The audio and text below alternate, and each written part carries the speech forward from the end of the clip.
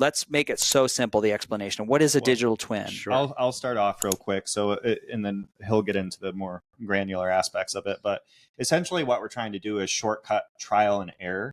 Because if you were to take this test and get all this data or whatever test that you're doing, you're trying to figure out, okay, what are the things that are going to make the fastest or the best or the most long lasting impact for me specifically. And then you're left to, well, I think this might be the thing, so I'm going to try that. So what we're doing is we want to shortcut that, and we do that by creating a digital replica of the person's microbiome.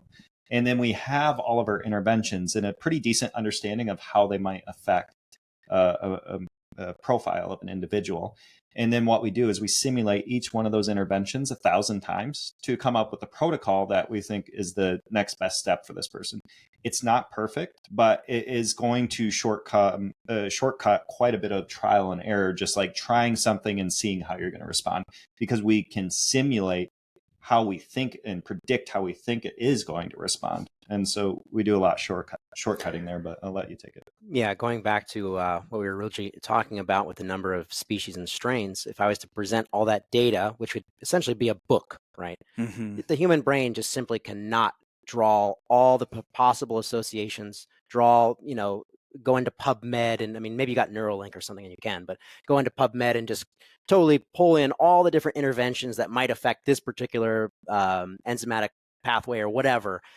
We're really taking all that brain power through our digital twinning engine and then providing the recommendations per domain and then providing an impact score. So essentially, again, because I understand adherence is going to be a problem. I can give you the best possible protocol, 10 pages long. Are you going to follow it to a T? I mean, human history says no. No, look at human history says no. If we kind of know how to lose weight, we don't do that, period. Well, no, that's why it's so groundbreaking. We have the peptide for the first time ever that actually does make people lose weight in a massive way. I'm not saying that's not without its downsides, but behavior change is a really challenging part. Absolutely. So we provide impact scores based on obviously moving the needle in that specific domain, but also the body of evidence that is behind it. Now, I know there are some interventions that maybe have less evidence behind it, but could have a tremendous impact. So, that's a weighted score. Those are included, okay? But basically, as say you're a clinician or say you're even a layperson, it's in a format that's very digestible, and you can go do your own research. We do have references, embedded throughout the report, as well as education. Okay, education's huge, particularly in the omics space, whether we're talking about the genome, the proteome, the metabolome, the microbiome.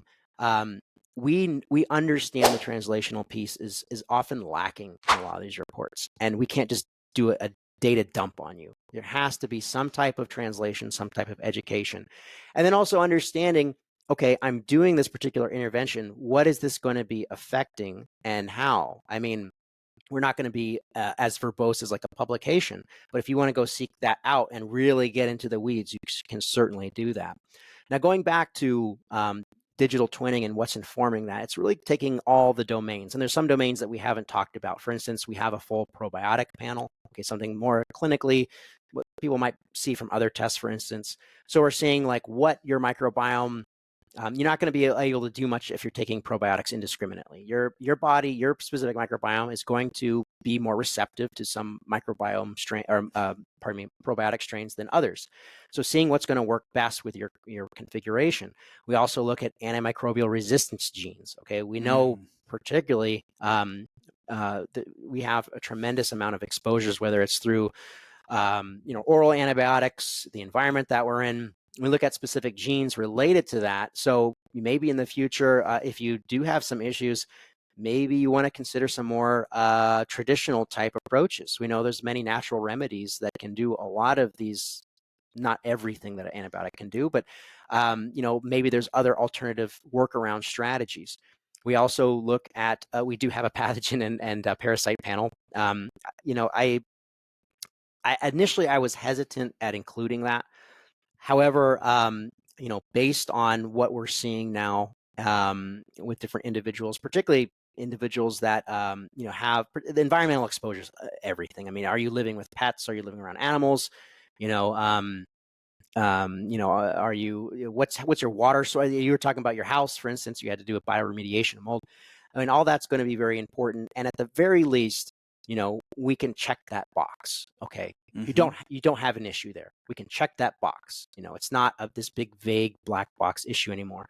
So we have all those different domains that are informing our digital twinning analysis. And I always kind of like to step back and talk about things from a broad perspective. Digital twinning has been around for over a decade. It was actually, and not that NASA is anything nowadays. I know that they've kind of been shelved in terms of what we're seeing now with Elon. But, this technology was from basically aerospace. So they were trying to look at going back to efficiency, they were trying to look at an efficient way to test different aircraft components. Because if you think about piloting aircraft components, how expensive is it going to be? Like, how is it going to do at this certain altitude? How is it going to do under these temperatures? Very, very expensive. People just, with the limitations and manpower, doing these simulations is just saving so much time. So we see it in engineering. We like to think that we're kind of spearheading it in this personalized health space. Maybe we are, maybe we're not. We are confident in what we're presenting. But this really is to help to get you to those anchoring elements right away. Mm-hmm. You can go get more granular if you so decide, but it takes out a lot of that guesswork. So you can kind of know what to do, why you're doing it, and go from there. Versus, okay, you have acromancy and mucinophilia.